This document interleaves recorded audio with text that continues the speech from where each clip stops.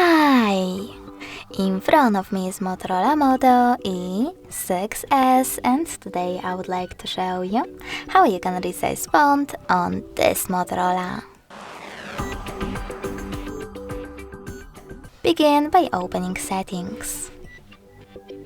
In them you need to choose Display section, choose Advanced and scroll down. Then tap on Font Size.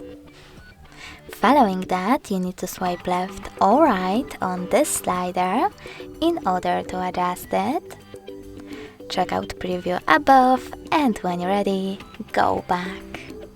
As you can see, after that, size of my text has changed. Thanks so much for watching. If you enjoyed this video, leave a like, comment and subscribe. Bye!